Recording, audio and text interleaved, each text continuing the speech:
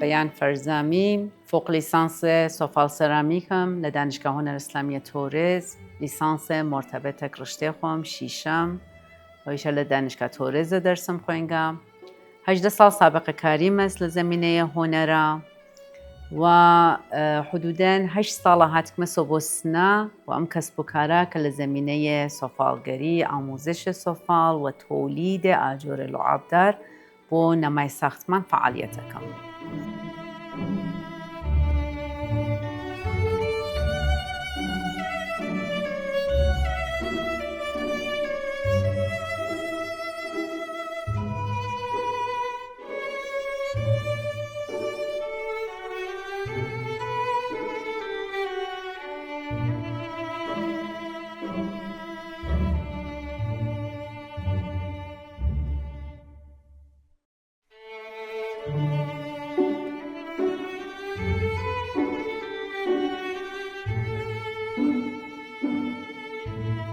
من به واسطه که لمنالیو کاردستم فرخاست بو با هنر علاقم بو با فندگی مکرد و همچنین خوشکیشم لزمینه معماری کاریه کرد به جور الگویی جرقیق لنا ذهن من دای که من بمسم تسوی آجر لعابدار. اگر کمی پیشینه تاریخی کردستان بین چاوی کلیپ کینو اما آجر لعابدار لقلاچیه وکانه هستمان که قدمت چند هزار ساله هست و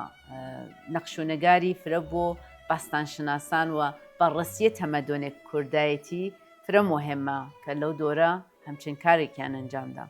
متاسفانه من لشار سنا سفالگری فر ظلمی لیکریه و گناه پیشینه 8000 ساله مانست لکنگاوره کرماشانه که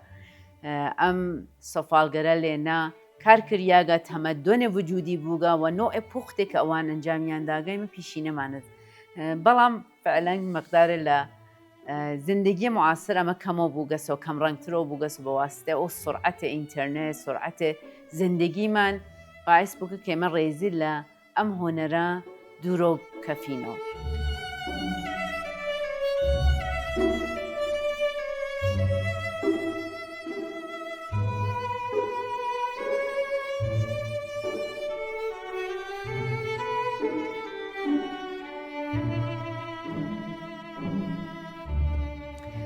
بواسطه که ام صنعت لمنطقه کردستان وجودی نو من ام صنعت محاور ناو شارکه که اما ریزه او درخواسته او تقاضا نسبت به شارکان تر کمترو بیتو و خمان توان من سازی کن لم بحثا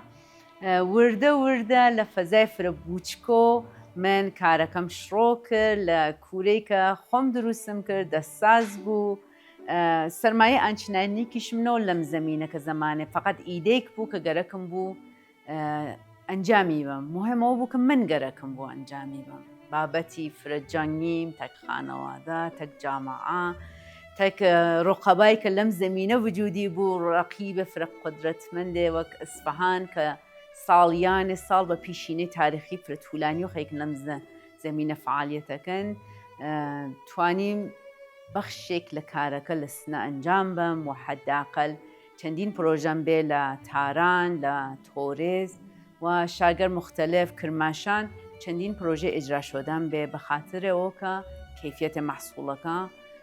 پاسەخووی نیازێ مشتری من بوو بتوانم لەو زەمینە کار بکەم